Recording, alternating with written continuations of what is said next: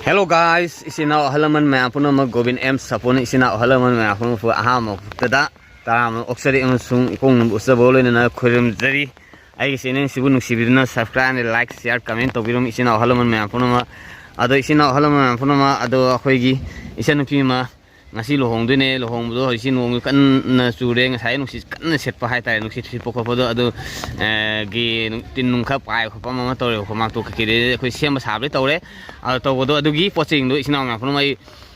tin nung pai khopa ma to sem ma sajam ba photo isina ma phun pun je mina se isina ma phun ma ado ai hoji mai lohong ma phun na saline hem salu re ba hoji mu yum na salo mu saline ado phibam do ki kamai tore ge habdi isina ma phun lambi gi ama ma hai tai nung ni nongjina subna maram oiduna lambi gi phibam ka kedi sina ma punna mu ge mina se mathang usar ke adodi sorok tune ba khoi gi lekai sorok ne asma sim mo gi yumji silai khire sang dune ba ko side sang ni ado asa uti horen gai thogem ko chama to bunna kha farni ado thongan di kha lambi do nal ani ngasidi bor nan thu bra kana nan thu ba kanon to di ado khoi masai mato semam dale hoba ambu ni si thole je mam smain tawre sigi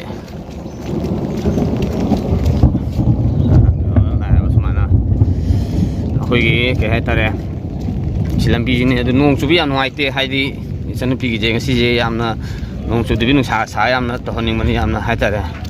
ado punchile punche magim tanja je ngasi je khoi thamoi som ngai je de khoi isan pi Pinu sila re, mai. Ada orang beli sang piu tu mian. Koi isa sing nau me am si thole.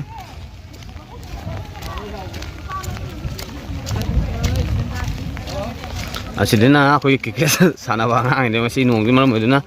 playing ni sana ba yaro. Kalam ni nau noi playing je sana ba lai bijing je. Ha. Thong dum degi. Thong mi sai nau matni sila jina. Ai sang ge as lambi ji orang cool orang ni sini bah ji lei je nak food ni ko alo lambi am noi te thamoi song noi te ngasi nong su am chuning de do mok sai khusi mai tare do mai to kan da sang ge manung da dong usar ge sinong am phunam sumai to na khoi ma to ge lo challe ba ko sijine haji leije mai to gana khoi mai sam na ha tare sigi pai pa je mai pasa sang de bi mayam khoi gi ke tare pijang khali ne pasa mayam thaja bu ana se dam sang e mayam kana de ana sumani yam sang de bi yam posta na sini semene fare sumai na to bujina ado malai re haji si film je adagi akhoi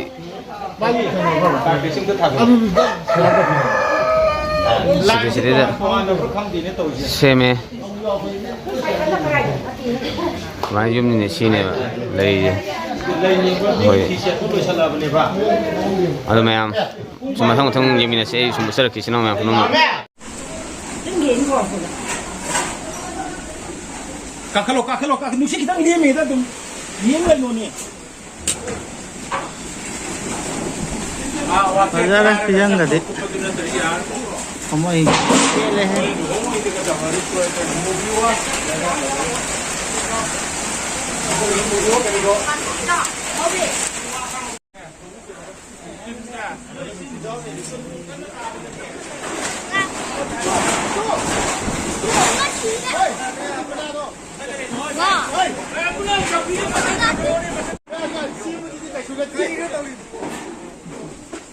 Nasa song na ni ko.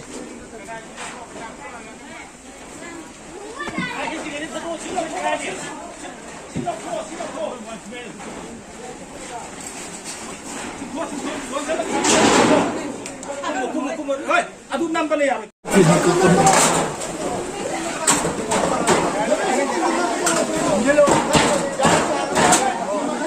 Kay kalau. Namin kalau.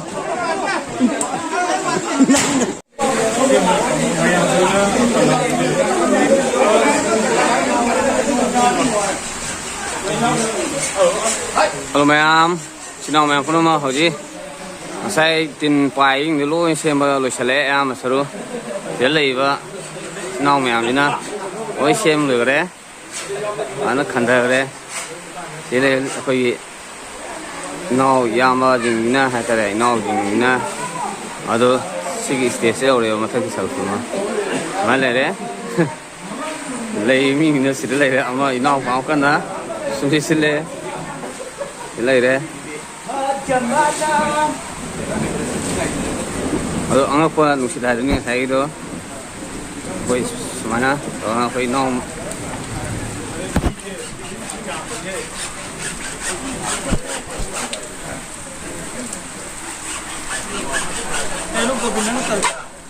Ini sile,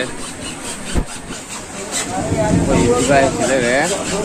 ikut le re, oi ino apa dege le, nol le re,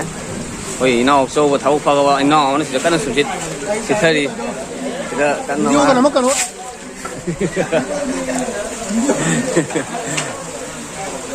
Mai tu orang koi karena sile betul, lo mungkin orang ini si like itu lo ni kan mamne.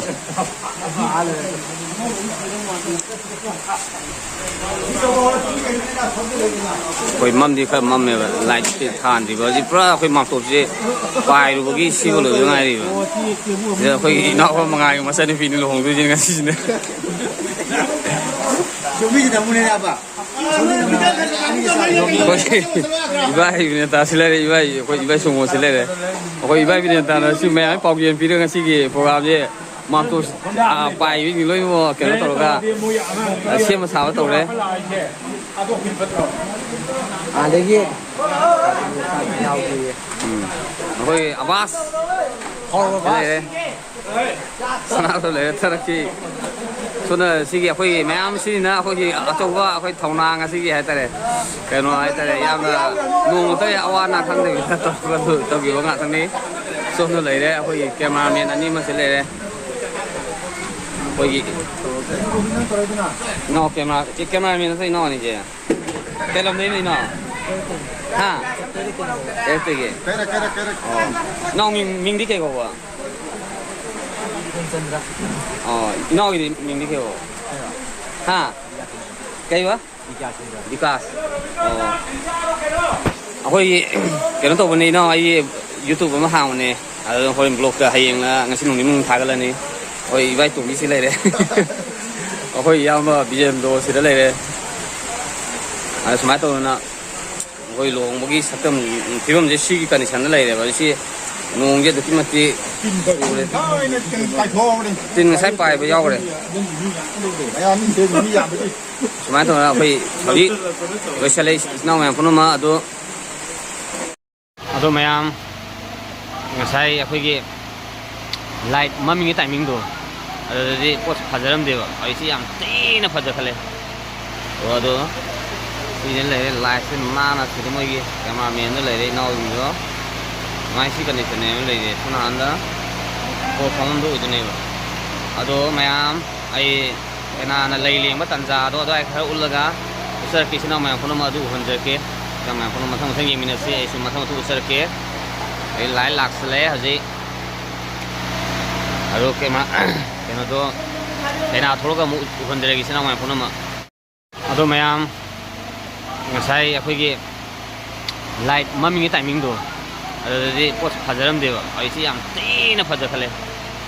rồi đó thì lấy light sen mana thì mới cái cameraman nó lấy nau juga masih kan itu nih lấy pun anda ko phone tu itu nih ado mayam ai kena na lei leng ba tanja do do ai khar ulaga usar ke sina mayam phone ma du hunjer ke kama phone ma thang thang minute se isu ma thang tu usar ke ai lai lak sele haji aro ke ma ke no do kena thologa mu hunjer ke sina mayam phone ma oi san pi do kena do di tholo ko hore ma do lai cái đồ đấy mà được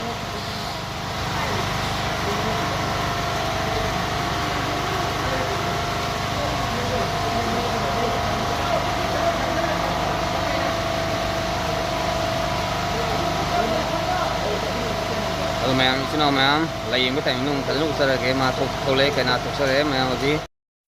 mèo lấy liền bơ hầu đấy hầu gì hầu gì con gì thế chân phi lang lên nè rồi nó nói nè ởบ้านđi nè tôi lần chứ tôi có hồi nên bảo hồi nào mà rồi mà thằng sum giờ là cái mẹ sum plug tu để đi xem mà nó sige cái này video ấy am sang này rồi nào mu mà tiếng tiếng nó phần giờ thì nó mà lấy cân nó liền cho vợ lấy ăn một liền bài sao đấy làm cái liền bài sao đấy ai thôi á quay cân rồi fast liền hồ đấy anh tôi liền nha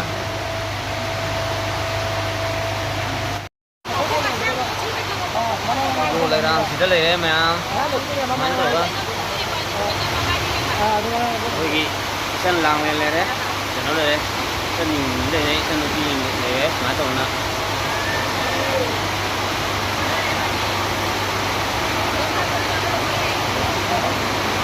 Jadi chân phi nó cân na, rồi cắt đi nó sắp cái nó tổ đấy, rồi mà chân phi amal nó lấy rang liền, bây giờ xin nào mà không nó phải nó usah cái, rồi xin nào mà ngasih yang subuh nó mau juga phải nó đi cái nó tổ ba, mấy thì con như cân nó đi mấy cái nó tabi là rồi xin nào mà không nó, rồi mấy cái nó bây giờ nó ăn tabi nó sẽ hay thế xin nào mà không nó, rồi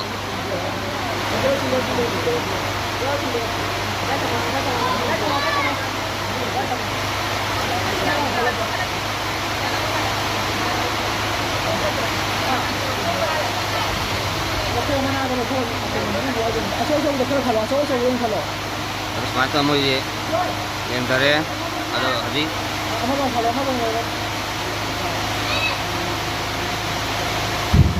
Chân phi luồng bây giờ ngay nung sudah yang nung agak tu nung sudah yang pagadan hai tay sinau mah. Ada nung sudah je, cái na je bos tak ayam sapi ala ngasih je, nung sudah bos suka mana. Mai tu nak aku pergi surrounding ni aku mesti ke musim usir ke sida kaina lele, ikan pi ni lele. Mai tu nak aku pergi mau boy ni boy sida aku mau boy tu nak lele, boy tu nak anu lele ko. Mai tu lai sih mai ada laga nak tu nak usir lele. Mai lele macam ni dah. Kain tu lele pergi. Masih cameraman, now ini semua mana. Anh tàu đấy mà chỉ cái phía dưới gì xin ông em phun nó mà ở cái gì cái nó tàu video mà chỉ phía dưới phải biết là cái gì contact number description để học thêm cái đó mà iwan contact tàu video mà phải sao nó cái video xin ông em phun nó mà đó mà cái phía dưới yang phải gì sang trang được video hay tại yang nó post vào phía dưới này chỉ phía dưới đó adum I want to contact ko video ai na dum nong phagi phijang ni sigi akoi owner hai ta phijang gi owner hai ta masi phijang gi owner ding nong pha ding ni hai ta adum masi phijang ni pa bi ba order mai ngon order to be description the phone number haftar ngi sina mai punno ma aro masi carpet nung bed ke ka hai ta light nung roi ba akoi sai da adum mai ngon da dum contact ko video pa bi le ga dum hai bi roi sina mai aro